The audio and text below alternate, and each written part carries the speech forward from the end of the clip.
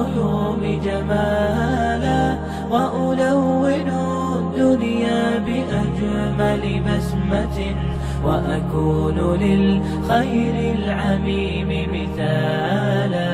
أسمو وأجتاز السماء جلالا، فأزيد أسراب الغيوم جمالا، وألون الدنيا بأجمل بسمة، وأكون للخير العميم مثالا. وأراقب الرحمن جل جلاله، وتقدست أسماؤه وتعالى، وأكون للوطن الحبيب مشيدا أنمى إليه وأستفيض جلالا.